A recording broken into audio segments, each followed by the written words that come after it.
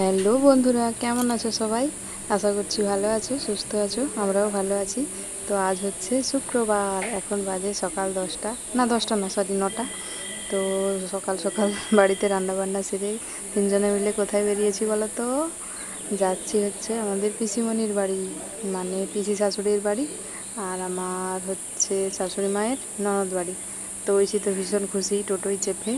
তো এখন আবার টোটো থেকে বাস স্ট্যান্ডে এলাম, আবার এখন বাসে করে মেদিনীপুরে যেতে হবে। তো আমরা মেদিনীপুরের বাস স্ট্যান্ডে এখন নেমে গেছি, ধর্মাতে। তো তারপরে ঐশীকে তো গরম লেগে গেছে, ওকে তো বাড়ির বাইরে বেরোলে আইসক্রিম খেতেই হবে, এটা কমন ব্যাপার। তো তিনজনে তিনটে আইসক্রিম নিলাম।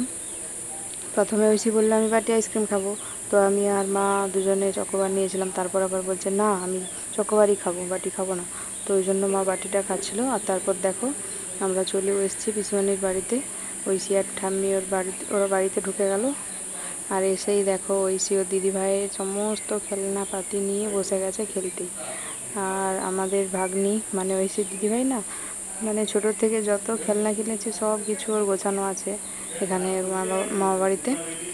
আর আমাদের ঐশীর তো আজকে একটা খেলনা কিনে দাও, কালকে ওটা ভেঙে দেবে। তো তারপরে এখানে সকালের খাওয়া দাওয়া হচ্ছে, আমিও খাবো। একটু ফ্রেশ হয়ে বসে আছি। সকালে স্নান করে এসেছি, তবুও ভীষণ গরম লাগছে। তো তারপরে দেখো দুপুরের খাওয়া দাওয়া হয়ে গেছে, ঐশী এখন খেলতে বসে গেছে। কত কিছু খেলনা, খেলনা শেষ নেই। ঐশী তো বলছে আমি এটা নিয়ে চলে যাব, ওটা নিয়ে চলে যাব। তারপর খাওয়া দাওয়ার পরে একটু রেস্ট নিচ্ছি। ঐশীকে বললাম আয় ঘুমোবি আয়, বলছে না আমাকে তো ভীষণ ঘুম পাচ্ছে, কারণ আজকে চুলে শ্যাম্পু করেছিলাম। তো চুলটা না এখন আমার অনেকটা লম্বা হয়ে গেছে, আর লম্বা চুলে শ্যাম্পু করতে ধুতে অনেকটা জল লাগে, তো মাথায় অনেকটা পরিমাণে জল দেওয়া হয়ে গেছে না, ওই জন্য ভীষণ ঘুম পাচ্ছে।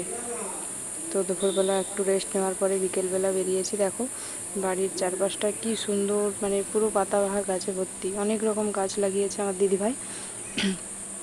তো তোমরাও একটু দেখে নাও, কত রং বেরঙের পাতাবাহারের গাছ।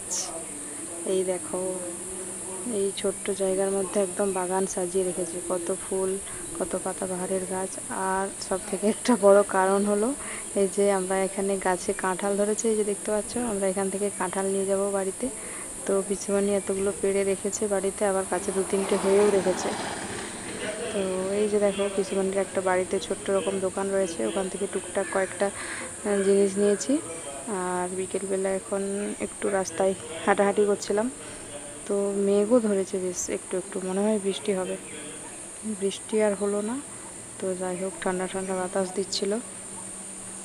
পিসি রাস্তার ধারে দাঁড়িয়ে আছে, ভালোই বাতাস দিচ্ছিল কিন্তু বিকেলবেলায়। এই যে দেখো আমাদের পিসিমণির দোকানটা, আধুনিকা, মানে ওই টুকটাক সিটি গোল্ড স্টেশনারি, এই যে দেখতেই পাচ্ছ তোমরা, এখানে সমস্ত কিছু লেখা আছে। তো এখান থেকেই কয়েকটা জিনিস নিয়ে নিয়েছি আমি আর ঐশী। আর এখন সন্ধ্যেবেলায় পিসিমণি একটু পায়েস রান্না করেছিল, ওটাই খেতে দিয়েছে।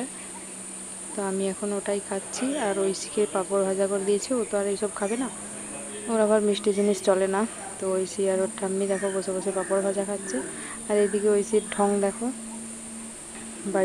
বাড়ির শাড়িটা নিয়ে এসছে এখানে খেলবে বলে, শাড়িটা পরে মাথায় ঢাকা দিয়ে বসে আছে। ওনাকে আর এখন থেকে জামা কাপড় পরবে না, এখন থেকে শাড়িই পরবে। তো যাই হোক রাতের খাবারে হয়েছিল লুচি, ছোলার ডাল, আলু ভাজা আর মিষ্টি ছিল। তো এটাই খেয়ে দিয়ে রাত্রে ঘুমিয়ে পড়লাম। টাটা।